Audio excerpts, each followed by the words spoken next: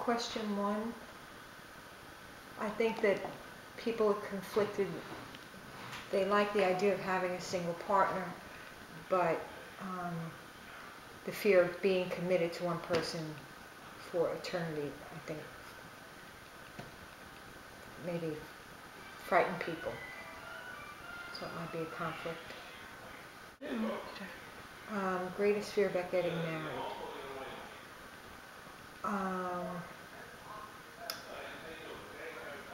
It wasn't a fear, but a thought that when you chose one person, you were committed because divorce shouldn't be an option. So you have the hope that you choose the right person that you'll be with forever. That the person is completely compatible and that you don't have issues about compatibility. Question 3. The most meaningful part of the wedding ceremony is the exchanging of vows, and particularly if they're personally written by the couple. The wedding ring, what does the wedding ring mean to me? The wedding ring is a symbol of a bond that you have with one another. And I like people that wear wedding rings. I think it's gone out of favor for some people to wear a wedding ring all the time, but I think to wear it reminds you of your commitment, and it shows the world that you're committed to somebody and that you're not afraid to let people know that. What do the wedding vows taken in marriage mean to you? As a Catholic, you're making a commitment. And when you make a commitment in the Mass and during the ceremony, and in front of a congregation, you have people who are witness to the commitment that you're making to one another. And so it's sort of like a contract. It makes it definite, and you're held responsible for holding up your end of that commitment, making sure it works. All right, question. Considering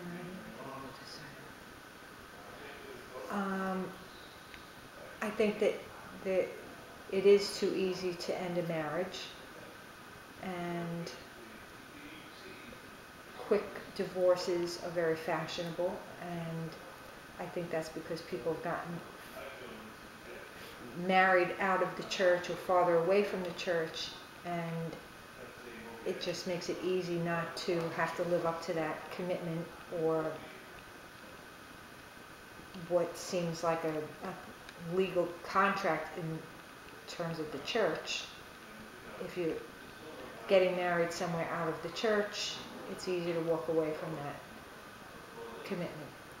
So I do think that people are just not trying hard enough to stay together because they're giving the easy out. Question 7. Has divorce or its frequency affected your perception of marriage?